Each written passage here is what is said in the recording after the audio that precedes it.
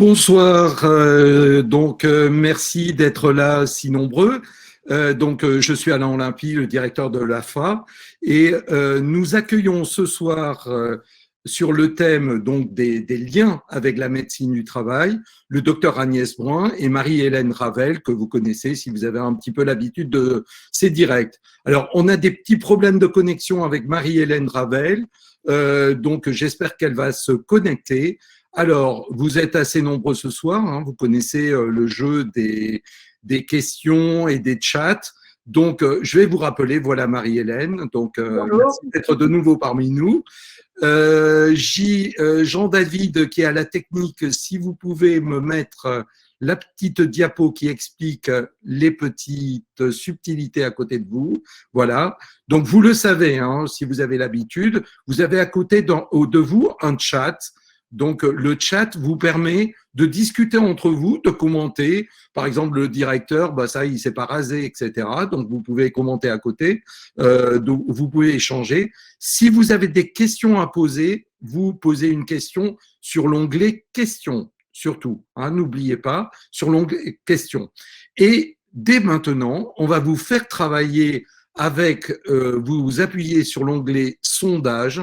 Vous avez deux petits sondages sur lesquels vous pouvez répondre. Donc, bénéficiez-vous d'un aménagement par rapport à votre Mickey? Oui, non. Vous pouvez cliquer là-dessus. Et un deuxième sondage, avez-vous déjà parlé de votre Mickey à votre médecin du travail? Hein, donc, pour les nouveaux, si j'ose dire, la Mickey, maladie inflammatoire chronique de l'intestin, c'est bien sûr l'acronyme de maladie inflammatoire chronique de l'intestin, maladie de Crohn ou rectocolite hémorragique. Si vous êtes un proche, ben, vous répondez pas, mais si vous êtes malade et si vous êtes concerné, n'hésitez pas. Donc, je vois que ça remplit plein de… Le sondage va durer un petit peu de temps, hein, on l'aura tout le long de l'exposé. Alors, sur les questions, vous n'oubliez pas, si vous voyez des questions, plutôt que de reposer toujours la même question, si vous avez une même question et une question qui vous interpelle, vous pouvez cliquer dessus et comme ça va permettre de la mettre en première position. Hein, donc, n'hésitez pas à solliciter et à plébisciter les questions. Alors, ce soir, comme on vous l'a dit, on accueille deux invités. Je vais passer la parole tout de suite à Marie-Hélène Ravel, que vous connaissez, qui est notre chargée de mission bénévole, qui tous les mercredis après-midi tient la permanence travail et qui anime aussi le réseau des parrains d'emploi sur toute la France. Donc Marie-Hélène Ravel, vous allez nous parler peut-être de votre permanence, de votre quotidien à la fin, si j'ose dire, parce que vous répondez à des situations très passionnante et très passionnée parfois dans le domaine du travail. Et puis, vous avez conduit aussi cette grande enquête sur le travail d'il y a 2 ans maintenant avec notre partenaire Takeda et vous allez peut-être donner des éléments d'éclairage justement pour cette soirée consacrée au lien avec la médecine du travail. Et puis après, on passera la parole donc au docteur Agnès Brun, qui est médecin du travail et donc à Paris et qui nous fera un éclairage un petit peu plus complet sur toutes les questions liées à la médecine du travail. Donc Marie-Hélène Ravel, je vous passe la parole.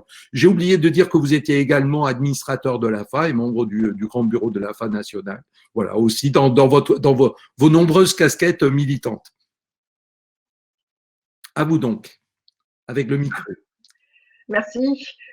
Donc, puisque ce soir, on va effectivement parler d'un sujet qui préoccupe beaucoup les malades, qui est l'impact de la maladie sur la vie professionnelle, je voudrais rappeler quelques chiffres de l'étude qu'on a réalisée en 2016 auprès d'un gros échantillon d'adhérents ou non-adhérents de l'AFA. À cette occasion, 80% des personnes interrogées nous ont dit que leur maladie avait une influence importante sur leur vie professionnelle. Quand on parle d'influence sur la vie professionnelle, c'est aussi bien un impact sur le déroulement de la carrière, avec par exemple l'obligation de changer de métier ou la possibilité d'accéder au niveau de poste qu'on ambitionnait, mais c'est aussi l'impact sur la vie quotidienne au travail. Et quand on parle de ces vies quotidiennes au travail, les principales difficultés qui sont citées, c'est tout d'abord la fatigue. La fatigue vient en fait loin devant les problèmes strictement digestifs. Donc finalement, compte tenu de l'importance de la fatigue, il y a une grosse attente d'aménagement des postes de travail et qui porte surtout sur la gestion du temps. Quand on pose des questions sur qu'est-ce qui vous aiderait, qu'est-ce qu'il faudrait changer dans votre vie professionnelle pour que ce soit plus facile, ça surgit en premier, aménager mon temps de travail. Alors, comme le disait Alain Olympie, tous les mercredis, je réponds au téléphone à personnes qui ont des questions concernant leur vie professionnelle. Je reçois aussi beaucoup de mails au fil des jours sur ces questions-là. Et ce qui m'a frappé, c'est que finalement, le médecin du travail n'est pas identifié par la plupart des personnes comme un interlocuteur, comme une ressource qui va pouvoir aider dans cet aménagement du travail. Pourtant, on a, dans notre étude, on a 84% des malades qui ont parlé de leur maladie au médecin du travail. Donc, c'est un peu plus que le résultat du sondage aujourd'hui qui nous donne plutôt 67%. Mais il y a finalement que 2/3 des personnes qui en ont parlé au médecin du travail qui sont satisfaites de ce qui s'est passé ensuite. Ça veut dire qu'il y a 1/3 des gens qui en ont parlé qui restent sur une insatisfaction dans ce qui s'est passé avec le médecin du travail. Bon, donc ça veut dire qu'on a quand même un problème, et c'est un peu de ça dont on va parler aussi ce soir. Alors, du côté des médecins du travail, on les a interrogés eux aussi dans notre étude de 2016, et on a vu que le sujet n'était pas facile pour eux non plus. Parce que la question de la fatigue, c'est une question délicate pour un médecin, parce que c'est pas quelque chose qui se voit, c'est pas quelque chose qui se mesure, où on peut faire des analyses pour avoir des résultats. Donc les médecins du travail, ils sont un peu mal à l'aise avec ça, ils ont peur qu'on leur raconte des choses qui sont pas vraies, ils ont peur d'être abusés. S'ils doivent intervenir pour une personne auprès de l'employeur, ils ont peur de pas être crédibles et finalement peut-être de brûler des cartouches alors qu'ils en ont peut-être un nombre limité avant que l'employeur dise stop, je ne fais plus rien. Et puis, certains, en tout cas, médecins du travail, manquent de connaissances sur les Mickey, surtout parce que finalement, bien qu'on soit nombreux en tant que malades, ça ne fait pas tant de cas de Mickey dans la pratique quotidienne d'un médecin du travail. Bon, donc on voit qu'il y a un sujet de compréhension réciproque finalement entre les malades de Mickey et les médecins du travail. Et c'est pour ça qu'on a organisé cette conférence ce soir sur ce sujet qui nous a semblé important.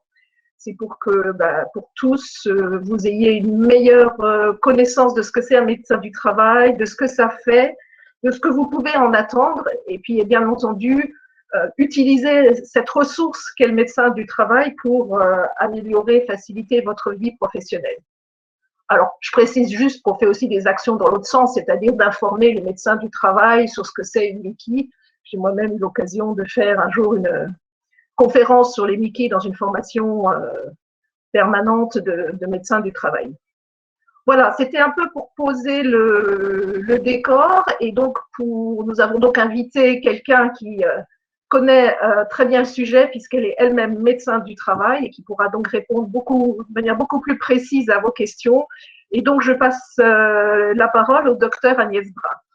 Alors, les sondages, effectivement, vous l'avez dit, Marie-Hélène, 67% des personnes qui disent que oui, ils en ont parlé, mais il y a très peu d'aménagement, enfin, si j'ose dire. Il y a 20 personnes quand même qui ont bénéficié d'aménagement, juste pour les sondages. Donc, pas mal de questions fusent, hein. Déjà, il va y avoir des réponses dans l'exposé et on posera les questions au fur et à mesure, enfin, un petit peu plus tard, quand le docteur Agnès Brun aura donc fait son petit topo. Alors, docteur Agnès Brun, la parole est à vous. Donc, dites-nous un petit peu, c'est quoi un médecin du travail, jusqu'où il peut aller et les différents dispositifs, etc. Donc, voilà, la parole est à vous et vous avez beaucoup de choses à nous dire.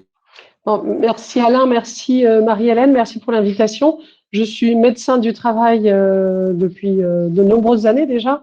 dans Paris. Je suis à temps plein. Je suis dans un service interentreprise. Pour vous donner une idée, je suis 250 entreprises différentes, dont une majorité de petites, évidemment, ce qui fait à peu près 4500 à 5000 salariés, de secteurs un peu différents, mais on est dans Paris, donc il y a quand même beaucoup de cols blancs, de gens dans des bureaux. Il y a aussi beaucoup de gens qui peuvent avoir quand même des postes plus physiques dans la restauration, dans l'hôtellerie et dans certains services. Un médecin du travail ne travaille pas tout seul, il travaille en équipe. La loi a fait rentrer les infirmières de santé au travail dans nos équipes. C'était en 2017. Donc, les salariés peuvent être reçus en première visite par une infirmière. On y reviendra après. Donc, ce travail en pluridisciplinarité, il est important. En plus de travailler avec une infirmière santé au travail, qui est une spécialité pour une infirmière, on travaille aussi, dans nos services, on a des ergonomes, un ingénieur hygiène et sécurité, des psychologues du travail, à qui on peut adresser des gens qui sont en souffrance, par exemple. Et puis, on a une assistante sociale qui fait un énorme travail aussi pour des questions de retraite, de handicap, aider pour la RQTH, les invalidités, etc. et les liens avec la CPAM si des IJ ne sont pas payés, par exemple, puisque parfois, ça peut être un vrai problème. Alors, le médecin du travail, qu'est-ce que c'est? C'est un médecin spécialiste. Comme tout médecin, il est soumis au secret médical. Ça, c'est quelque chose de très strict. Enfin, en tout cas, dans le service où on est, je pense que c'est quand même quelque chose de respecté partout. Vous pouvez le répéter en gros et 3 fois avec des majuscules, hein, parce que je vais le répéter plusieurs fois Voilà, je répéterai aussi que quand je vais en entreprise et si on me voit, si on m'aperçoit avec un DRH ou avec l'employeur, parce qu'il y a des petites entreprises qui n'ont pas de DRH, c'est pas que je viens raconter la vie médicale des uns et des autres, c'est strictement impossible. Je rappelle qu'enfreindre le secret médical pour un médecin, c'est risquer jusqu'à 1 an d'emprisonnement et pas mal de dizaines de milliers, 150 000 € d'amende, je crois. Donc, c'est pas la partie dissuasive, c'est tout simplement qu'à partir du moment où on est médecin, on est soumis au secret médical. Voilà. Sauf des exceptions qui sont très rares, mais qui ne concernent pas le sujet d'ici, qui est plutôt la maltraitance des enfants, par exemple. Donc voilà, médecin du travail, c'est donc un médecin soumis au secret médical, médecin spécialiste. Toute entreprise à partir du moment où il y a un salarié dans une entreprise, il y a une obligation d'avoir un médecin du travail. En tout cas, l'employeur doit adhérer à un service de santé au travail, celui qu'il souhaite. Mais en général, on est un peu sectorisé. Hein. Par exemple, sur Paris, on est un peu sectorisé par arrondissement, mais vous avez la même chose en province. Dans la fonction publique, le médecin du travail porte un autre nom, même s'il a quasiment les mêmes missions. Ça s'appelle un médecin de prévention. Voilà. Ensuite, on peut voir ses missions, les missions du médecin du travail. Donc, le médecin du travail, oui, c'est un médecin un peu particulier. Vous avez l'habitude d'aller voir le médecin pour être pris en charge pour votre santé, pour être traité, pour renouveler une ordonnance, ou parce qu'il y a des symptômes, des choses qui ne vont pas. Pour le médecin du travail, c'est absolument pas ça, parce que ce qui nous distingue effectivement de la plupart des médecins, des autres médecins qui font des soins, c'est qu'on a un rôle exclusivement préventif. Hein. On ne fait pas de soins et on ne fait pas de renouvellement d'ordonnance. Donc, ne demandez pas à votre médecin du travail de vous renouveler votre ordonnance, même si c'était l'occasion parce que vous êtes en bout de traitement. Donc, le médecin du travail, il est conseiller de l'employeur, des salariés et des instances représentatives du personnel, hein, délégués du personnel ou membres du CSE. Pour ceux qui savent ce que c'est qu'un CSE, c'est le comité social et économique d'une entreprise. C'est le nouveau nom pour ce qu'on appelait avant le CHSCT pour les grosses entreprises. Voilà. Donc, le médecin est conseiller des deux, le médecin de travail est conseiller de toutes ces personnes-là en ce qui concerne la prévention des risques professionnels, que ce soit des risques chimiques avec les cancérogènes ou les agents chimiques dangereux, que ce soit les troubles musculo-squelettiques, les tendinites liées à des gestes répétés, le risque routier, le travail de nuit, les risques psychosociaux, hein, tout ce qui est stress, prévention de harcèlement, etc.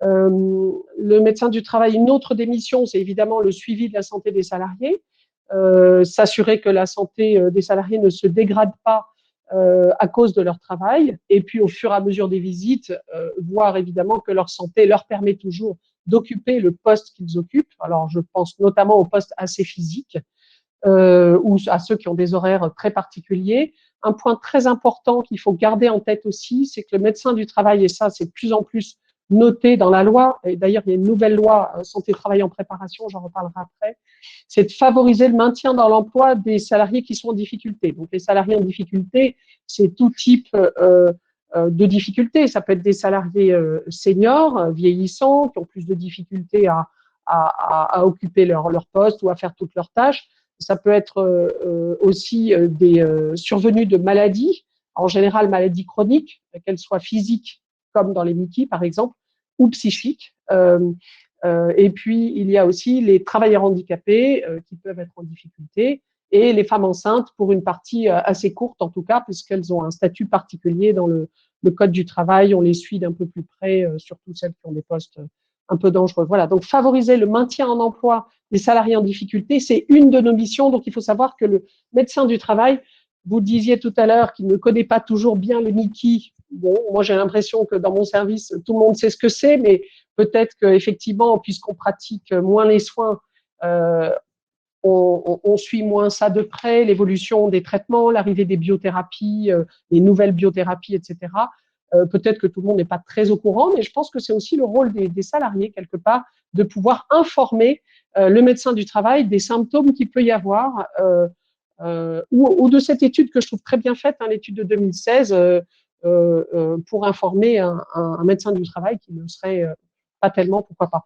Ensuite, notre temps de travail, il est réparti comme ça, 2/3 du temps de travail, donc 5 jours par semaine, 2/3 du temps du médecin du travail, c'est des visites médicales en entretien en face à face, comme quand vous voyez votre généraliste, sauf que évidemment, il ne va pas y avoir de prescription ni de prise en charge médicale d'une pathologie particulière, parce qu'on laisse ça à nos confrères de soins, médecins de ville, médecins hospitaliers, et médecins généralistes ou spécialistes. Alors justement, excusez-moi de vous couper, est-ce que dans cette première rencontre, le malade est-ce que c'est obligatoire ou est-ce qu'il doit vous parler de sa maladie, justement?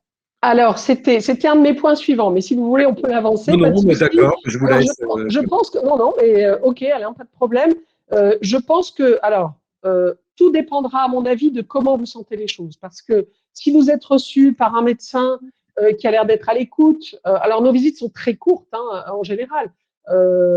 Ça peut être entre un quart d'heure et une demi-heure, ça dépend un petit peu. En plus, maintenant, on assure des visites à distance, comme maintenant avec ce genre d'outils, c'est-à-dire des téléconsultations. Alors là, on ne peut plus examiner les gens, c'est encore autre chose. Mais peu importe que la visite soit en présentiel ou à distance, je pense que tout dépend de la confiance et de la relation que vous avez avec le médecin du travail. Vous le voyez pour la première fois, vous ne le connaissez pas. Si vous sentez en confiance, je pense qu'il ne faut pas hésiter, il faut bien se rappeler le secret médical, qui est vraiment quelque chose d'important. Et à la limite, même si vous n'êtes pas très rassuré de lui en parler, vous pouvez dire en préambule, j'imagine bien que, et d'ailleurs certains salariés le font, disent parfois, docteur, vous êtes bien soumis au secret médical? Et évidemment, la réponse est oui. Et après, si vous sentez qu'avec cette question préalable, vous pouvez y aller, n'hésitez pas. Je pense qu'il ne faut pas hésiter à dire oui, alors j'ai une MICI. Alors MICI, tout le monde ne connaît pas l'acronyme, mais en disant maladie de Crohn ou rectocolite ou colite indéterminée, parce que c'est un petit pourcentage aussi des colites. J'ai tel traitement, j'ai été opéré, j'ai pas été opéré. Dans certains cas plus rares, j'ai une stomie, j'ai pas de stomie. Voilà, je pense qu'il faut pas hésiter si vous pensez que le médecin va pouvoir vous aider ou en tout cas, bon, c'est noté dans le dossier médical, mais nos dossiers médicaux, informatisés ont des accès très stricts. On a au moins 3 codes pour y accéder. Les infirmières y accèdent aussi. Mais nos ergonomes n'y accèdent pas, notre direction du service de santé au travail n'y accède pas. C'est des choses qui sont très réglementées, hein, le dossier médical. Donc, tout le monde n'accède pas au dossier médical, évidemment. Nos secrétaires n'ont pas accès, par exemple. Elles ont accès, elles savent combien il y a eu de visites, à quelle date, etc. Elles savent les motifs des visites, mais elles ne savent pas ce qu'il y avait dans la visite. Donc, tout le monde ne peut pas voir, évidemment, ce qu'il y a dans un dossier médical. Donc voilà, je pense que tout dépend du degré de confiance. Et par contre, si vous pensez qu'il peut vous aider par la suite, je pense qu'il ne faut pas hésiter, parce que si on parle de rien et si on n'informe pas, évidemment, le médecin du travail ne peut pas vous proposer d'aider si c'est nécessaire. Mais il y a plein de cas où, avec des MITI, on peut travailler normalement, surtout avec les postes les moins physiques, par exemple. Bien sûr. Alors justement, beaucoup de questions sur les aménagements, donc vous allez Oui, en parler. on va y revenir après. Oui, ok. D'accord. Je disais juste, donc 2 tiers du temps du médecin, c'est de la visite médicale, et 1 tiers du temps de notre temps de travail, c'est ce qu'on appelle notre tiers-temps d'ailleurs, c'est du temps qu'on doit consacrer à aller en entreprise ou même à être dans notre bureau, mais à voir si tels produits sont dangereux, à répondre à des employeurs, répondre à des salariés, pourquoi pas. Aller visiter des locaux. Donc, si vous voyez un médecin du travail dans les locaux, c'est pas qu'il vient raconter votre vie médicale à votre employeur ou à votre RH ou à votre office manager. C'est tout simplement que c'est une de nos missions, c'est de visiter les locaux, et après, on fait d'ailleurs un rapport qu'on donne à l'employeur. Donc voilà, on peut avoir des réunions et on peut venir aussi en CSE, cette ex-CHSCT. Le CSE, on y est invité. En général, on n'a pas toujours le temps d'y aller. On peut venir aussi pour des enquêtes après accident de travail grave, et puis pour rédiger différents documents. Les visites médicales ou infirmières, d'ailleurs, oui. Oui, justement, est-ce que vous vous déplacez par exemple pour voir si je passe vite l'aménagement parce que je regarde la petite horloge aussi, je suis Oui, maître du oui, temps, il ne faut pas l'oublier. oui. Il y a beaucoup de questions aussi. Est-ce que vous pouvez vous déplacer pour constater un poste de travail d'un salarié? Alors oui, ça s'appelle une étude de poste. D'accord. Alors, je peux le faire soit à ma propre demande, on le fait obligatoirement s'il y a une inaptitude, on y reviendra. On peut le faire et on doit le faire si on va demander des aménagements importants, ou si on veut savoir, parce que l'étude de poste, c'est en fait discuter avec l'employeur de ce que fait ce salarié, ce comptable, ce manutentionnaire, cette femme de chambre, ce garagiste, etc., ce financier, de discuter de toutes ces missions, de voir comment son temps de travail est organisé, quelle est la pénibilité du poste, éventuellement les contraintes du poste. Donc ça, c'est un des rôles du médecin du travail, c'est d'aller voir sur place ce qui se passe. Quelquefois, le salarié n'est pas là. Quelquefois, le salarié est en arrêt maladie. Je pense aux inaptitudes, mais on vient quand même voir l'endroit où il travaille et discuter avec l'employeur ou les RH. Donc, les visites médicales alors visites médicales ou infirmières, parce que vous avez vu que certains d'entre vous ont pu être reçus par une infirmière en première instance. Les infirmières n'ont pas le droit de recevoir les travailleurs handicapés, mais parfois le hasard fait que, au cours d'une visite, l'infirmière reçoit un salarié pour une VIP. Ça s'appelle des VIP maintenant, et plus vraiment des visites d'embauche. Quand on a un métier pas dangereux, on a ce qu'on appelle une VIP, visite d'information et de prévention. Elle est initiale si vous arrivez dans l'entreprise, et elle est périodique si c'est les VIP suivantes. Pour les métiers dangereux, les désamianteurs, ceux qui manipulent des poussières de bois, les gens qui ont des produits chimiques dangereux, les électriciens, les monteurs d'échafaudage, etc., les conducteurs d'engins sur chantier, ceux-là ont encore des visites d'embauche avec des avis d'aptitude. Mais l'avis d'aptitude a disparu pour les professionnels qui ont peu de risques. Donc, il y a les VIP, les visites d'information et de prévention. Elle est initiale ou périodique. Elle peut être faite soit par l'infirmière, soit par le médecin du travail. Oui, j'ai dit tout à l'heure que, par hasard, une infirmière pourrait voir en face d'elle un salarié pour la première fois. Il arrive dans l'entreprise et le salarié dit bon ben j'ai une maladie de Crohn et j'ai une RQTH. Donc soit et l'infirmière est censée nous réorienter tout salarié qui a une RQTH vers le médecin du travail. Je dis ça parce que parfois le salarié n'a pas informé le médecin du travail, et pourquoi pas, c'est une des solutions, j'en reparlerai après. N'a pas informé son RH qu'il a une RQTH, parce qu'on ne répond pas toujours à une annonce pour un poste disant TH bienvenue, travailleur handicapé bienvenue. Quelquefois, c'est un peu le hasard, et ce n'est pas par ce biais-là qu'on arrive. Donc voilà pour ce qui est des visites. Je voudrais parler des autres visites qui sont les visites de reprise, donc après maladie, qui peuvent effectivement concerner les gens qui ont des MITI, mais qui peuvent concerner tout le monde. Alors, dans maladie, il y a aussi tout ce qui est accident de sport, accident de la vie courante, etc. Mais c'est pour les différencier des visites de reprise après accident de travail ou accident de trajet, puisque l'accident de trajet est une catégorie particulière d'accident de travail. Il y a les visites de reprise après maternité aussi. Alors, visite de reprise, attention, c'est pour l'instant, la loi dit, parce que ça va changer, c'est dès qu'on a 30 jours ou plus d'arrêt maladie, hein, c'est-à-dire un mois, vous retenez 30 jours ou plus, mais c'est jamais au salarié de l'organiser, c'est l'employeur qui a une obligation d'organiser cette visite de reprise pour tout salarié qui a été en arrêt maladie. Il y a aussi… Pardon ? Dans quel délai après la reprise ? Dans les 8 jours. Dans les 8 jours. C'est-à-dire que quand vous reprenez votre poste, eh ben, on est censé vous voir en visite de reprise le premier jour jusqu'au 8e jour. Bon, quelquefois, si le médecin du travail est en congé, ben, c'est un autre de mes confrères qui verra le salarié. Mais normalement, on arrive à respecter ça. Et il y a d'autres types de visites qui sont les visites à la demande. Alors, les visites à la demande, elles sont un peu particulières. Soit à la demande de l'employeur, s'il est inquiet pour un salarié, ça c'est possible. Hein. Il ne faut vraiment pas le prendre comme une punition, hein, je pense. Un salarié inquiet pour un employeur inquiet pour son salarié, pour un salarié, devrait nous l'orienter, que ce soit un problème d'alcool, un problème de travailler beaucoup moins bien, un problème d'absentéisme, parfois sans envoyer d'arrêt maladie. Je pense que ça fait partie de la bienveillance de l'employeur de dire au salarié, on est inquiet pour toi, on t'envoie au médecin du travail et il est soumis au secret médical, on sait qu'il ne dira rien, mais au moins il t'aidera peut-être. Visite à la demande du médecin du travail, ça m'arrive quand je vois quelqu'un pour lequel je suis inquiet, au lieu de demander de le revoir dans 5 ans, hein, les métiers pas bien dangereux peuvent être vus tous les 5 ans, peuvent avoir une vie tous les 5 ans, je peux demander, ça m'est arrivé encore cet après-midi, à revoir quelqu'un dans 3 mois ou dans 6 mois. Notez qu'il n'y a pas de surcoût pour l'employeur, puisque tout employeur paye un forfait annuel par salarié, que je vois les gens 3 fois dans l'année, ou que je le vois tous les 5 ans, ou tous les 10 ans quand ils zappent leur visite. Et il y a aussi, très important du coup, pour vous, pour les malades et pour tous les malades de maladies chroniques ou autres, ceux qui viennent d'avoir un accident ou autre chose, ou un souci au travail, c'est les visites à la demande du salarié.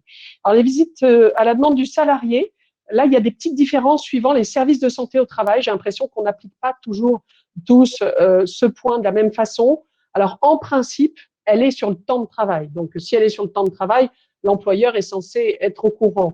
Moi, je dis aussi aux salariés, si vous avez besoin de me voir et que vous voulez que ça reste absolument confidentiel, venez en dehors de votre temps de travail. C'est une RTT, un congé ou un arrêt maladie. Voilà. Donc ça, c'est tout à fait possible. Et si le salarié vient en dehors de son temps de travail et que l'employeur n'est pas au courant, évidemment, on ne donnera pas d'attestation de suivi aux salariés. Voilà. S'il vient sur son temps de travail, on va rendre, l'employeur est au courant, on va rendre une attestation de suivi et un document. Ça, c'est très habituel. On a même une obligation de rendre un avis à chaque fois que l'employeur est au courant qu'il y a une visite. Et il y a aussi, très important, on y reviendra après, c'est la visite de pré-reprise, qui est une des seules qui se fait en dehors du temps de travail. Les conclusions des visites, si vous n'avez pas de soucis particuliers, vous avez une Niki bien stabilisée, vous n'avez pas eu beaucoup de poussées depuis 5 ans ou depuis 10 ans avec un traitement, ou parfois pas de traitement d'ailleurs. Hein. Il y a quelques Niki qui sont vraiment des formes minimes, avec très peu de traitement. À ce moment-là, pas de souci. Le médecin vous remet une attestation de suivi. Il remet, alors, ou l'avis d'aptitude, si vous avez un métier dangereux, si vous êtes menuisier ou si vous êtes monteur d'échafaudage ou électricien. Donc, il remet une attestation de suivi et sur lequel il n'y a que des données administratives, de toute façon. Hein. Donc, et pareil pour l'employeur, hein, 2 documents identiques. Un est remis au RH ou à l'employeur et l'autre est remis au salarié. Comme ça, il garde nos coordonnées. Ça lui permet de nous recontacter si besoin. Une autre des conclusions du médecin peut être un aménagement de poste. Alors, si c'est un gros aménagement de poste, on peut prendre un peu plus de temps. Ça peut se faire sur un mois parce qu'il faut qu'on aille faire une étude de poste, etc. Si c'est quelque chose d'assez simple, s'il faut juste que je dise que quelqu'un reste en télétravail et si le poste a l'air d'être éligible, hein, un comptable qui a tout dématérialisé pourrait travailler en télétravail. On y reviendra. Le Covid a beaucoup aidé quand même pour ça, au moins pour ça, c'est-à-dire pour ces aménagements de télétravail que je mettais déjà avant. Et pour certaines entreprises, il fallait un peu batailler, mais finalement, on y arrivait. Il y a aussi les changements de poste. Alors ça, c'est un peu radical. C'est quand on pense que le métier est trop physique. Ça peut être une des conclusions, mais évidemment pas dans la visite d'embauche ou la VIP initiale. Quand on arrive dans l'entreprise, le médecin ne va pas dire changement de poste. Il ne va pas dire non plus inaptitude. Donc ça, changement de poste et inaptitude, c'est surtout après des arrêts longs, par exemple, quand tout le monde est à peu près d'accord, les médecins de soins, le salarié, le médecin du travail, pour dire que là, il faut peut-être penser à autre chose. Alors, dans le secteur privé, il y a aussi l'inaptitude, hein, qui est oui, je l'ai déjà dit, l'inaptitude. Dans le secteur privé, dans le secteur public, ça se passe pas, dans la fonction publique, ça se passe pas de la même façon. Dans le secteur privé, c'est le médecin du travail qui rédige l'inaptitude, l'avis d'inaptitude et qui fait toutes ces étapes, hein, parce que les gens pensent que l'inaptitude, ça se dit comme ça. Ben non, pas du tout, parce qu'il me faut des courriers de confrères, vos comptes rendus d'hospitalisation, vos ordonnances. Il faut des preuves quand même, hein, puisque la médecine du travail, quand vous allez chez le médecin du travail, vous lui racontez un peu ce que vous voulez. Donc, c'est du déclaratif. Si on veut cacher, je sais pas moi, un HIV, une MITI ou autre chose à son médecin du travail, ou une maladie bipolaire, on peut tout à fait le cacher à son médecin du travail. D'ailleurs, on le sait parfaitement, hein, nous, donc on ne peut pas tout voir en examinant les gens et en les interrogeant en 20 minutes de toute façon. Donc l'inaptitude, dans le secteur privé, c'est le médecin du travail qui fait ça de bout en bout, en lien avec l'employeur, parce qu'il y a une étude de poste à faire, hein, ça c'est une obligation. Et après, il y a différents types d'inaptitude. On dit qu'aucun reclassement n'est possible, ou alors qu'un reclassement sur tel poste est possible. Et vous avez aussi, dans la fonction publique, l'inaptitude est différente. Le médecin de prévention, puisque le médecin de travail de la fonction publique s'appelle médecin de prévention, ne décide pas lui-même de l'inaptitude. Il peut dire à l'employeur, donc de cet organisme de fonction publique, que ce salarié a probablement une inaptitude à son poste. Et à ce moment-là, l'employeur va réunir ce qu'on appelle le comité médical avec 3 médecins de fonction publique qui statuent, qui regardent le dossier. Et là, c'est plus le médecin du travail qui fait tout ça. Est-ce qu'on peut tout dire au médecin du travail? Ça, tout à l'heure, on en a parlé. Que demander, quand demander à voir son médecin du travail? Moi, je dis, j'ai l'habitude de terminer mes visites médicales en disant aux gens, écoutez, si tout va bien dans votre santé et si tout va bien dans votre travail, peu importe qu'ils aient une MITI ou pas, mais une maladie chronique ou pas, vous n'aurez jamais besoin de moi. Donc, vous serez convoqué dans 5 ans si vous n'êtes pas dangereux, dans 3 ans si vous êtes travailleur handicapé. Hein, les VIP pour un travailleur handicapé qui a une RQTH et quand l'employeur est au courant, c'est maximum 3 ans entre chaque VIP, hein, entre chaque visite d'information et de prévention. Par contre, s'il y a des soucis de santé, si votre MITI s'aggrave, par exemple, s'il y a une chirurgie, s'il peut y avoir, c'est rare, mais des complications de la chirurgie, si votre capacité à faire des efforts physiques ou autres dans votre métier physique change, n'hésitez pas, un salarié peut venir solliciter le médecin du travail. Et autre raison de voir le médecin du travail, il y a aussi quand une situation de travail se dégrade. Ça, c'est très important de garder en tête parce que avec les maladies chroniques, parce que parfois on peut être un peu plus absent, parce que parfois on peut être un peu plus fatigable, on peut aussi paraître moins investi, alors qu'en fait on est juste fatigué, même si les gens qui ont des MITI, quand ils sont fatigués, ils déploient des trésors d'astuces pour essayer de faire tout leur travail effectivement comme les autres. Et on sait bien que ça peut prendre plus de temps, et notamment avec du travail à la maison ou du travail un peu dans les week-ends. Bon, ça, il y a quelques ruses. Ça, c'est quand on commence quand même à être un peu impacté dans sa santé. Donc voilà, que ça soit problème de santé ou MITI qui s'aggrave, pourquoi pas, ou ça peut être aussi un traitement qui fatigue, ou situation de travail dégradée, bien sûr qu'un salarié peut venir voir le médecin du travail. Et je vous l'ai dit, il y a 2 façons de faire. Soit on prévient l'employeur, donc là on est un peu cash, et on dit à son employeur, je voudrais prendre rendez-vous avec le médecin du travail. Soit on vient un peu plus en catimini, et à ce moment-là, en principe, en dehors du temps de travail. C'est pour ça, vous aviez eu je crois, Alain ou Marie-Hélène, une question il n'y a pas très longtemps, en disant qu'il y avait des services qui refusaient de recevoir des salariés si l'employeur n'était pas au courant.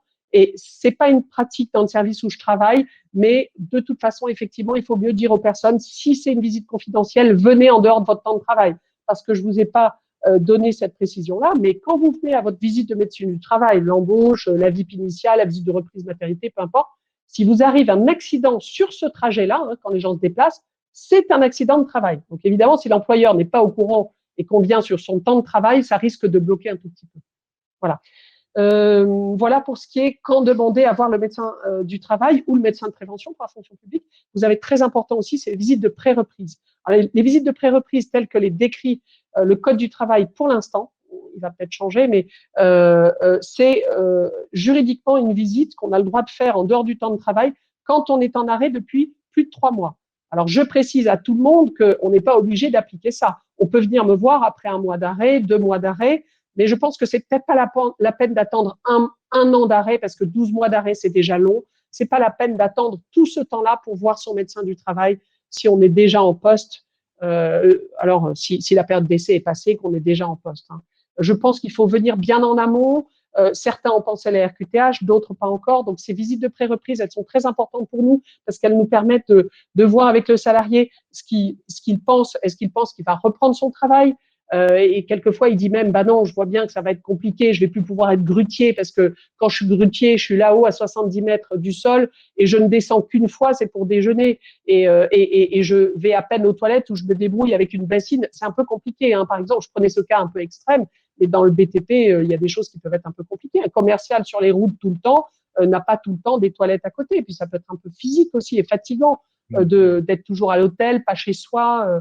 Pour ses injections, voilà. Oui, mais sans aller chercher plus loin, la caisse dans le supermarché, ça peut être compliqué aussi. On a Oui, voilà, exactement. Il y a des ou cas aux plus simples. urgences dans l'hôpital. Voilà, exactement. Ou vendeur dans une boutique qui a des toilettes dans une cour où il fait froid et où il fait 8 degrés en hiver, etc. Donc voilà quand demander à voir le médecin du travail. Que peut faire un médecin du travail pour vous aider si votre Mickey vous gêne pour travailler, parce qu'évidemment, si tout va bien, vous n'aurez pas besoin de nous. Hein. Évidemment, j'espère que c'est comme ça que ça se passe pour la majorité des Mickey, mais certains peuvent avoir besoin quand même d'aide. Alors, ça peut être pour améliorer les conditions de travail, hein, évidemment. Ça peut être, je peux demander à changer de boutique, parce que si on est fatigué, il vaut mieux que je demande dans la même marque de chaussures, par exemple, une boutique où il n'y a qu'un seul niveau, plutôt qu'une boutique où il y a 3 étages, qui peut être la boutique la plus grosse et où il faut toujours monter, descendre des escaliers. Ça peut être extrêmement fatigant, par exemple. Ça peut être aussi un poste pour avoir un poste moins physique. Donc ça, c'est à ce moment-là penser déjà à un reclassement sur un autre poste. Ça peut être pour demander du télétravail. Ça, c'est beaucoup plus simple. Merci le Covid pour l'instant. Au moins pour ça, hein, parce que du coup, c'est rentré beaucoup plus dans les habitudes des entreprises. Pas toutes. Hein. J'ai encore beaucoup d'entreprises qui font venir tous leurs salariés, y compris des entreprises du tertiaire, travail de bureau où tout pourrait être télétravaillable et où tout le monde vient. Donc, c'est un peu étonnant en période d'épidémie où on est censé mettre le moins possible de monde dans les transports, dans les métros, etc.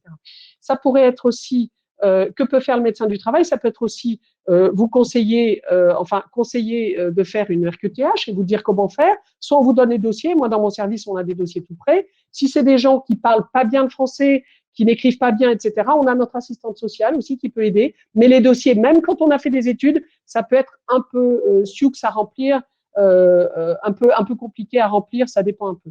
Alors, n'oubliez pas le jargon maison, RQTH, beaucoup de gens demandent ce que ça veut dire. RQTH, excusez-moi, c'est la reconnaissance qualité travailleur handicapé qui signifie le statut travailleur handicapé. Voilà. Voilà. Quand on a alors, fait un pour dossier, travailleur handicapé, une maladie invalidante comme la maladie de Crohn ou la rectocolite hémorragique vous ouvre ses droits quand même. N'ayez pas peur du mot handicapé quand même. Voilà. Ah oui, je dis très bien. Alors, je dis aux gens, effectivement, quand je leur parle de la RQTH, ce statut de travail handicapé, qu'il faut demander à la MDPH de votre département de domicile et non pas département de lieu de travail.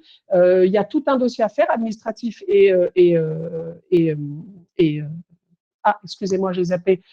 Et le dossier du médecin traitant, hein, certificat médical, je cherchais le mot, excusez-moi. C'est pas moi en général qui remplis, je ne remplis pas les certificats médicaux, je demande aux généralistes ou aux gastroentérologues de les faire. Mais ça, vous avez des bonnes informations pour vos salariés sur la RQTH. La RQTH, très important. C'est plus difficile de parler de RQTH à quelqu'un qui a 22 ans et qui vient de déclarer une Mickey il y a un mois et qu'on voit en visite de reprise que d'en parler à quelqu'un qui a une Mickey depuis une dizaine d'années et qui voit bien ou qui est déjà travailleur un peu senior, la cinquantaine passée, et qui commence à fatiguer. Et là, effectivement, il se dit, bah oui, là, c'est peut-être le moment, etc. Et quand on leur dit, écoutez, je veux pas que vous soyez choqués par le terme de handicap, mais oui, quand vous devez aller faire vos injections, parce qu'il y a quand même certaines biothérapies où les injections sont à l'hôpital. Hein. Donc, si c'est une fois je me souviens plus si c'est par mois ou par semaine, mais quand il faut aller consulter régulièrement, ça fait des jours d'absence. Certaines entreprises peuvent le voir d'un œil pas très bon, par exemple, surtout pour des salariés qui ont l'air jeunes, en bonne santé, etc. Mickey, c'est jamais écrit sur votre front. Je rappelle que travailleur handicapé, c'est jamais écrit sur votre front non plus. Si vous avez une RQTH, vous pouvez la garder sous le coude. Je dis aux salariés, faites-la, parce que le jour où je dois demander un aménagement de poste important ou un changement de poste, je pense aux métiers d'hôtellerie qui peuvent être un peu fatigants, un poste moins fatigant, clairement, ça m'aidera si vous l'avez déjà, parce qu'il faut parfois 6 à 10 mois pour l'obtenir. On a des formulaires pour des reconnaissances rapides, on peut avoir ça en 3 semaines, 1 mois, j'y arrive. Mais il faut quand même que le médecin du travail s'implique pour avoir des reconnaissances en 1 mois. Ça, c'est Marie-Hélène, vous direz que d'expérience, c'est difficile pour autant la MDPH donne la RQTH, autant les procédures rapides, c'est rare dans nos maladies quand même. Il faut vraiment… Oui, mais pour la RQTH, c'est assez simple finalement. C'est vrai que si on demande plein d'autres choses après, ça peut être plus compliqué, les dossiers instruits prennent du temps. De toute façon, on a rappelé, vous avez des fiches, etc. Donc, on a une assistante sociale qui est douée pour vous donner des renseignements. Donc, on va passer là. On va revenir sur une émission, juste un point, Alain, si vous permettez. Dans l'aide que le médecin du travail peut apporter, le médecin du travail peut vous aider à changer de poste si c'est le moment, si votre santé, si vous vous dites clairement, bon ben là, ça va être difficile de continuer à être, je sais pas, déménageur ou garagiste ou autre chose, ou manutentionnaire, préparateur de commandes, et puis vous aider parfois, j'allais dire parfois hélas, mais parfois c'est quand même un bénéfice pour le salarié, c'est à sortir de l'entreprise, et c'est cette inaptitude. Sortir de l'entreprise parce que parfois, sur les 250 entreprises que je suis, il y en a certaines qui sont pas bienveillantes, je sais lesquelles, et je sais que si se déclare une maladie chronique, parfois une RQTH, Niki ou autre chose dans telle entreprise, je sais que que le salarié va être un peu en galère, probablement un peu malmené. Et là, il a plusieurs solutions. Soit il voit le médecin du travail et on organise il voit son médecin traitant, il se met en arrêt, il vient me voir, il raconte un peu ce qui s'est passé, il me faut des courriers. En général, il vaut mieux un suivi psy aussi parce que si on a été malmené, on en souffre un peu. Et avec des documents, je peux faire une inaptitude assez rapidement. Enfin, un médecin du travail pourrait faire une inaptitude. Peut-être que tous les médecins du travail ne procèdent pas de la même manière, mais il est hors de question, c'est ce que je dis aux travailleurs qui ont une RQTH, qui ont le statut travailleur handicapé, que ce soit Niki ou d'autres maladies chroniques, le stress, de toute façon, aggrave toujours les maladies chroniques. Ça aggrave un diabète, ça peut déclencher une poussée, pourquoi pas, quand le stress est très important. Donc, c'est pour ça que, alors, évidemment, on peut avoir du stress. Un comptable en période de bilan, il a un peu plus de stress. Ça, c'est quelque chose qui est un peu inhérent, on va dire, à l'activité. Mais je parle de stress qui sont des stress qui sont un peu exceptionnels, qui ne devraient pas arriver, mais qui est lié à l'entreprise, à ce qu'elle pense du handicap, à ce qu'elle pense de la maladie, même si l'entreprise n'est pas au courant. Voilà, donc parfois, le médecin du travail est obligé d'organiser la sortie de l'entreprise pour éviter que le salarié ne démissionne. Si après, vous dites, bon, je ne suis pas très bien traité dans cette entreprise, il ne me mérite pas, je vais commencer à envoyer des CV, je vais aller chercher ailleurs ou je vais organiser avec mon réseau, je vais voir si je peux trouver autre chose. Si vous trouvez autre chose, vous n'avez pas besoin de nous, effectivement, vous démissionnez. Mais quelquefois, ça peut être compliqué. Et être obligé de démissionner sans avoir rien derrière, avoir le moral dans les chaussettes, je trouve que c'est vraiment dommageable. Et je dis aux salariés, oui, on peut vous aider. Voilà. Oui. Après, tous les médecins du travail n'auraient peut-être pas la même pratique vis-à-vis du handicap, mais en général, je vois dans mon service, on est à peu près tous pareils et hyper entraînés pour tout ce qui est du handicap. Voilà. Oui. On a vu dans le réseau des parents d'emploi que gère Marie-Hélène, on a vu effectivement des accompagnements comme ça à la sortie, et c'est préférable effectivement parfois. Alors, il y a beaucoup de questions sur c'est bien d'aménager les postes, c'est bien etc. Mais est-ce que les pertes de salaire là-dedans, les revenus, est-ce que l'employeur est tenu de vous garder le même salaire ou il peut proposer un poste avec… il peut proposer, mais le salarié peut refuser. Et quand il y a une inaptitude et un reclassement, si le salarié a la possibilité de refuser un poste. Par contre, on n'est pas censé être moins payé. Alors, sauf par exemple, si on arrive dans le cas de l'invalidité, où on sait que le salarié va reprendre, par exemple, va garder son travail de comptable, mais il ne peut plus faire à temps plein, il va le faire à mi-temps, on sait que le salaire va être divisé par 2. Mais il y a la pension d'invalidité qui vient… donc là, c'est plutôt de l'invalidité 2 si on est à mi-temps, catégorie 2, mais la pension d'invalidité versée par les CRAM qui va venir compenser cette perte de salaire. Temps partiel thérapeutique, j'en ai pas parlé beaucoup. Si on peut juste faire une petite note là-dessus, parce que parfois, c'est un peu zappé par l'hôpital, parce que vous sortez de l'hôpital et en général, en sortant de l'hôpital, quand on a été opéré ou même quand on a eu une première poussée initiale ou une énième poussée, quelquefois, je pense que le médecin spécialiste de l'hôpital met un arrêt et le salarié ne pense pas toujours, s'il est encore très fatigué, à aller voir son généraliste, par exemple. Pourtant, c'est important d'aller voir le généraliste, soit pour prolonger l'arrêt. Et il faut savoir que le médecin du travail, très facilement, pense au temps partiel thérapeutique. Il y a des métiers qui se prêtent tout à fait à ça. D'autres, non. Je ne sais pas, le veilleur de nuit à l'hôtel à qui on demanderait de venir de 20h à 2h du matin et qui devrait être remplacé après. Là, typiquement, il y a des postes où le temps partiel ne s'adapte pas. Mais dans la majorité des cas, c'est possible. Le temps partiel, il peut être initié par le médecin du travail si un médecin en amont de soins n'y a pas pensé. C'est pas si rare que ça. C'est juste que les salariés n'ont pas pensé à aller voir leur généraliste en disant « je sors de l'hôpital, j'étais en arrêt 1 mois et je suis encore complètement fatigué. Est-ce que vous ne pensez pas qu'il y a quelque chose à faire ?» Le généraliste peut dire « je prolonge votre arrêt » ou « allez voir votre médecin du travail, visite de pré-reprise » ou oui, ça serait une bonne idée de reprendre en temps partiel. Et les gens ne savent pas ce que c'est.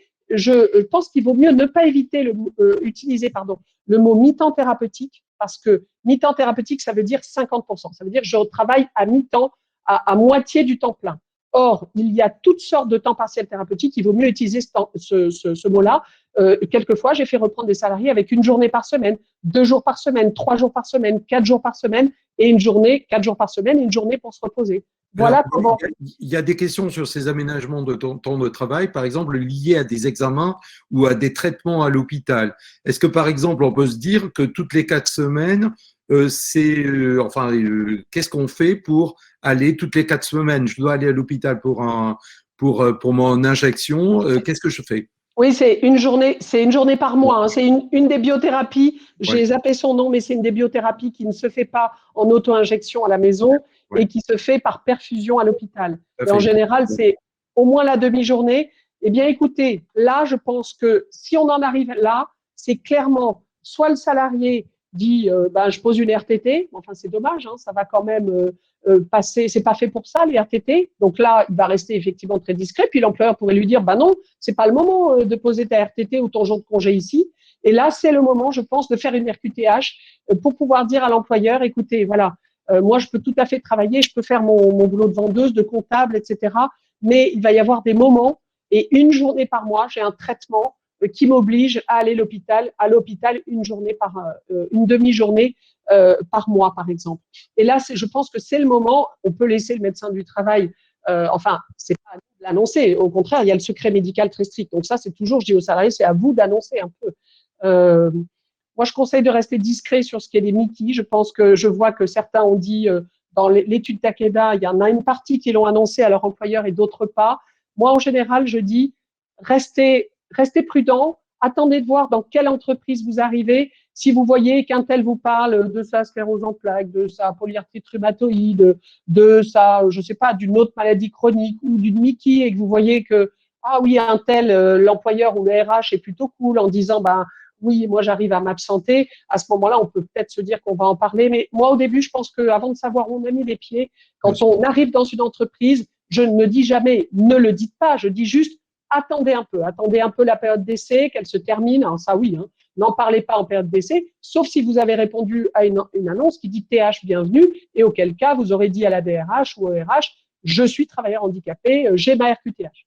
Je pense que Marie-Hélène sera d'accord dans la pratique sur ce qui se dit actuellement. Oui, tout à fait. Je pense qu'il faut être prudent quand on rentre dans un nouvel emploi et que si on n'a pas d'obligation absolue de parler de sa maladie, il vaut mieux se taire le temps de créer des liens de confiance et de montrer à l'entreprise ce que l'on vaut pour ses compétences avant de dire qu'on a des problèmes de santé. Je voudrais peut-être revenir sur un point aussi qui concernait les arrêts pour les traitements à l'hôpital. Je voudrais rappeler que lorsqu'on va se faire une perfusion à l'hôpital, c'est un hôpital de jour, on a un bulletin de situation en général délivré par l'hôpital qui vaut un arrêt de travail. Donc, on peut, pour cette journée, être en arrêt de maladie. Le problème, ensuite, c'est comment est-on rémunéré pendant cette journée d'arrêt maladie. Et là, ça dépend de sa situation, de son ancienneté, des droits à indemnité journalière qu'on a acquis parce qu'on a travaillé dans les mois qui précèdent, de la convention collective et de ce qu'elle accorde concernant le complément employeur. Donc, il y a des tas de situations différentes. Donc, on peut avoir un arrêt maladie, mais on n'est pas forcément rémunéré. Là, ça sera vraiment du cas par cas. Moi, je peux vous donner un exemple. Dans mes entreprises, dans les 250 entreprises, j'en ai une qui est une grosse entreprise qui a à peu près 800 salariés, d'un secteur plutôt finance, et qui clairement a une mission handicap, et qui du coup communique auprès de ses salariés en disant oui, votre handicap nous intéresse. Donc là, évidemment, il y a beaucoup plus de salariés avec des RQTH qui sortent un peu du bois en disant j'en ai une, j'en ai une, j'en ai une. Pourquoi? Parce que cette entreprise accepte jusqu'à 20 journées, 20 journées par an d'absence sans avoir à poser de RTT et de congé, évidemment, et sans avoir à fournir un arrêt maladie, quand même un justificatif. Mais voilà, vous allez passer une IRM, par exemple, vous allez faire votre coloscopie parce que la calprotectine a augmenté, vous allez faire votre… Vous donnez l'adresse de cet employeur parce que ça intéressera beaucoup de nos gens. Par contre, cet après-midi encore, on a eu le cas. Par rapport, il faut savoir que quand vous allez à l'hôpital de jour, même si vous prenez une RTT, donc vous posez pas de jours de quoi, enfin vous posez un jour de congé, ça coche quand même à la Sécu comme si vous aviez si vous aviez une IG. Donc c'est le problème, c'est que on n'a pas le droit. Vous êtes dans une année de reconstitution des droits. Ça interrompt cette année de reconstitution de droits. Et on a beaucoup de litiges, la loi est très mal faite là-dessus. Donc, on a quelques litiges qui transparaissent de temps en temps. On en a eu encore un aujourd'hui. Alors, il faut savoir que il faut envoyer le motif de refus, en tout cas à l'AFA, et on intervient directement auprès de la Caisse nationale d'assurance maladie. Parce que les caisses locales appliquent la loi. Donc, vous avez été prendre votre injection d'Infleximab, de faire injecte, tout ce que vous voulez. Donc, vous avez une IJ, donc c'est interruptif de vos droits. Par contre, voilà, si vous refusez, voilà, on peut agir au niveau national. C'est pas la peine de vous embroussailler, si j'ose dire, faire appel, etc. L'AFA a une oreille à la CNAM et on essaie d'être agissant, même si je suis inquiet parce que le médecin référent qu'on avait à la CNAM vient de partir, donc voilà.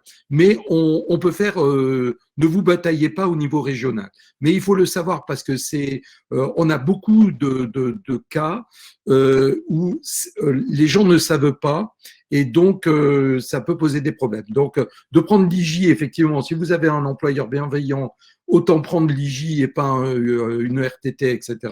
Parce que de toute façon, les conséquences seront exactement les mêmes. Je rebondis sur une question que je viens de voir là de Solène qui dit j'ai lu que la RQTH seule sur au moins 20 ans ne suffit plus pour prétendre à un départ un peu plus tôt à la retraite sans décote.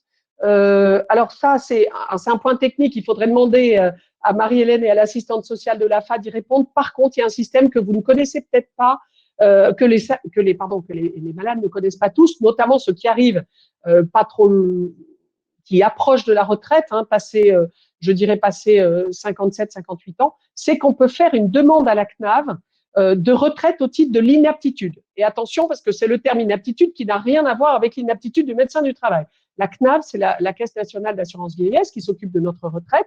Et si on a une ou plusieurs pathologies et des difficultés à travailler à temps plein, on peut, dans certains cas, avoir le droit à partir avant l'âge légal de la retraite. Donc ça, il faut se renseigner. Oui, Marie-Hélène? Oui, non, mais je voulais pas vous couper, Agnès. Je voulais juste compléter sur le fait qu'il y a effectivement un certain nombre de questions sur les conditions pour partir plus tôt à la retraite quand on a une RQTH. Ça a effectivement évolué il y a quelque temps. Je suis désolée, mais je connais pas le sujet par cœur, donc je ne peux pas répondre. Les conditions sont effectivement assez restrictives. Il existe une fiche bien faite sur le sujet sur le site de France Asso Santé et on va la mettre sur le site de l'AFA ou la diffuser pour que toutes les personnes qui ont posé la question ce soir puissent avoir une réponse précise que je ne suis pas capable de donner comme ça de tête. D'accord. Donc, n'hésitez pas à aller voir le site de la fin, hein. Il y a un certain nombre de réponses. Et puis, je vous rappelle les permanences le lundi de l'assistante sociale et de Marie-Hélène le mercredi après-midi, hein. Donc, lundi après-midi, mercredi après-midi. Et puis, par mail, n'hésitez pas aussi. Vous avez les coordonnées. On vous les rappellera à la fin de cet entretien. Alors, je vois que l'heure passe. Est-ce que, Marie-Hélène, est-ce que tu as vu des questions? Vous voyez au début, on se tutoie à la fin. Est-ce que vous avez vu des questions auxquelles on n'a pas répondu? Je pense que c'était pas mal là-dessus. Si, est-ce que il y a des demandes concernant le certificat de travail? Est-ce que le médecin du travail peut faire un certificat du travail ou c'est le médecin traitant ou le gastro-entérologue? Avec le micro, Agnès Brand, ça serait mieux. Excusez-moi, le certificat dans le cadre de quoi? De la demande de RQTH? Non, un certificat de travail pour. Alors, il y a quelqu'un qui dit pour dire que la maladie a un effet sur la carrière et donc a demandé un certificat de travail à son médecin du travail pour dire la pénibilité sûrement, etc. Pour s'en servir pour sa carrière. Donc, Mais pour s'en servir dans quoi? Pour s'en servir au travail? Je comprends pas. oui, apparemment, mais je comprends pas trop. Oui, alors de toute façon, vous savez, en général, Au médecin l'employeur. du travail de faire un certificat, de toute façon, c'est à son entérologue. Oui, c'est pas à nous de faire ce genre de certificat médical. Nous ne sommes pas les médecins de soins des salariés. Et en général, si quelqu'un qui a une MICI fournit un certificat médical de son médecin traitant, gastrologue ou gastro-entérologue ou généraliste, disant je certifie docteur Intel que mon patient, monsieur ou madame X, l'état de santé de mon patient nécessite un aménagement à type de télétravail, l'employeur n'est pas censé tenir compte de ce document-là. Et il est censé demander l'avis au médecin du travail. Il ne sollicite pas tellement et s'il l'accorde, ben, c'est pas de souci. C'est-à-dire qu'on a été un peu court-circuité, mais au moins, ça a été fait. Moi, je dirais qu'avec un certificat comme ça, un salarié pourrait dire, écoutez, j'ai un certificat de mon médecin traitant, je peux rencontrer le médecin du travail parce que ça veut dire que ça va donner lieu à un aménagement. Donc, autant que les choses soient claires. Quand les gens viennent me voir en catimini, en visite confidentielle en dehors du temps de travail, pour demander un aménagement, je leur dis, écoute, oui, je veux bien, je vais vous aider, mais il va falloir que ça soit clair pour l'employeur, il va falloir qu'il le sache, tout ça. Donc, vous allez demander à ORH une visite et vous dites, je voudrais voir le médecin du travail, ou vous dites, mon médecin demande à ce que je vois le médecin du travail. Voilà, mon médecin traitant demande à ce que je vois le médecin du travail. C'est vrai qu'il y a eu beaucoup de questions liées peut-être à la Covid, là, 2 minutes, concernant, c'est vrai, le télétravail et avec l'obligation, enfin, ou pas. Il y a beaucoup de refus de télétravail de la part des employeurs. Et c'est vrai que du coup, par rapport à comment dire, au risque couru, il y a beaucoup d'employés qui ont fait appel au dispositif direct de la sécurité sociale pour se mettre en arrêt de travail. L'isolement. Oui. Est-ce que vous avez un commentaire, Marie-Hélène et justement Agnès Brand, là-dessus? Moi, j'ai un commentaire sur le fait qu'aujourd'hui, on a des situations inverses, c'est-à-dire des personnes qui étaient en télétravail ou isolées, suivant la possibilité de télétravail ou pas, qui souhaiteraient reprendre le travail et l'employeur ou le médecin du travail refuse, considérant qu'il y a toujours un risque de contagion. Qu'est-ce que vous en pensez ou qu'est-ce que vous pouvez nous dire à ce sujet? On ne peut pas dire que le risque de contagion a disparu. Vous avez le décret de novembre 2020 qui remet toute la liste des personnes dites vulnérables. Et dans les personnes vulnérables, les MICI ne sont pas notés en clair, mais les biothérapies sont notées en clair. Alors, tout le monde n'a pas des biothérapies. Pour rassurer un peu, mais moi, mon travail, c'est pas gastro-entérologue. Pour avoir lu quand même pas mal d'articles, il semble, Marie-Hélène, vous me direz, ou Alain, mais que les gens qui ont des biothérapies sont probablement pas si à risque que ça de faire un Covid très sévère, alors que finalement, le plus de 65 ans, oui, le deuxième facteur le plus important, c'est l'obésité. Donc, ce n'est pas la biothérapie. Hein. Oui, clairement, il n'y a pas. Alors, si on a, excusez-moi du peu, une maladie de Crohn, une rectocolite hémorragique, voilà, et pas dans une période de poussée sévère avec tous ces surrisques qu'on peut avoir liés à un diabète, liés à des comorbidités, etc. Si on a, excusez-moi du peu, simplement une maladie de Crohn, voilà, où on a des petites poussées, machin, il n'y a pas de surrisque démontré. On a une cohorte mondiale qui est surveillée là-dessus, et vraiment, on a, je répondais encore il n'y a pas si longtemps que ça, on a un de nos membres de comité scientifique qui fait partie du comité national des vaccins, donc on a une vigilance extrême là-dessus. On a plein de gens qui sont très bien informés chez nous, et donc on a vous avez sur le site de l'AFA, vous avez un petit truc Covid qui est en haut, bien en rouge, vous pouvez cliquer, vous avez l'information qui est en temps réel, la bonne information est en temps réel.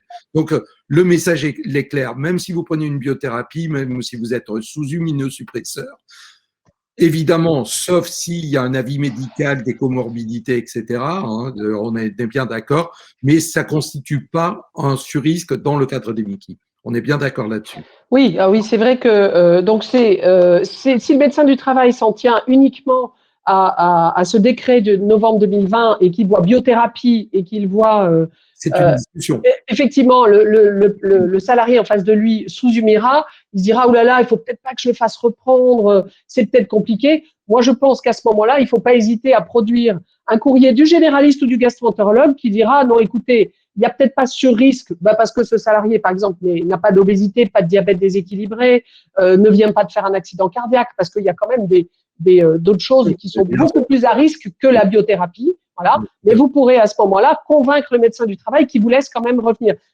Moi, ça m'est arrivé de laisser travailler des gens vulnérables en me disant si vous me laissez pas travailler, c'était quelqu'un qui devait faire dans les 150 kilos, et qui me disait si vous me laissez pas travailler, je vais être obligé d'aller travailler au noir et je vais pas pouvoir travailler.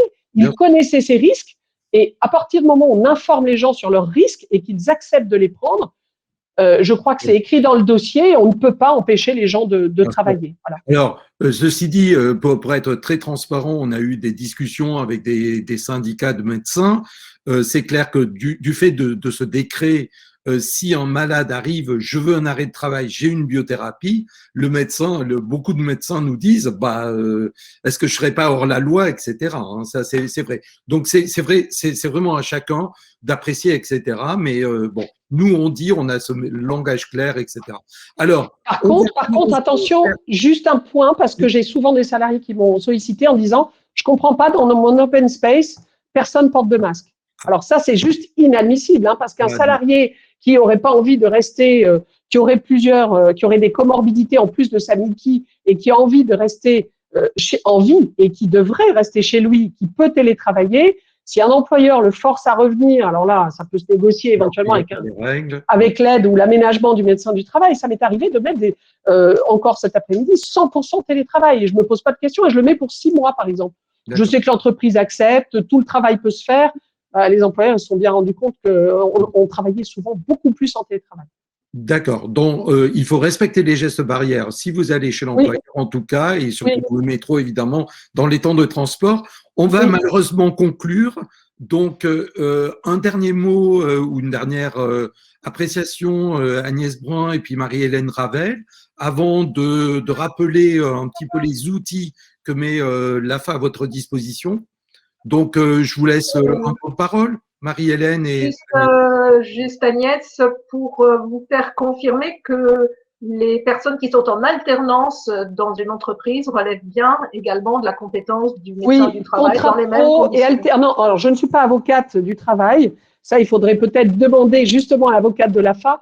Mais tout type de contrat, CDI, CDD, contrat de professionnalisation. Et il y a à mon avis, il y a seul le stagiaire qui échappe à la médecine du travail. Voilà.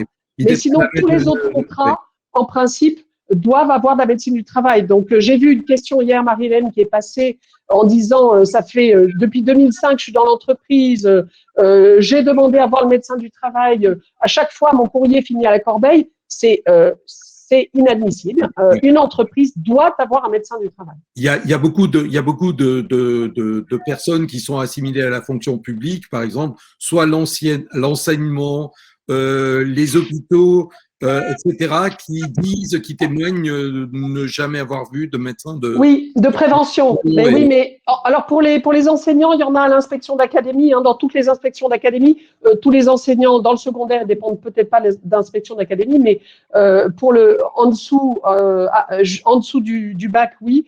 Dans toutes les inspections d'académie, à ma connaissance, il y a un médecin de prévention. Il doit être débordé. Et effectivement, tous les profs ne peuvent pas être suivis. Et nombre de profs n'ont jamais vu un médecin de prévention de leur vie. Mais quand on a un souci, c'est l'occasion peut-être de se renseigner.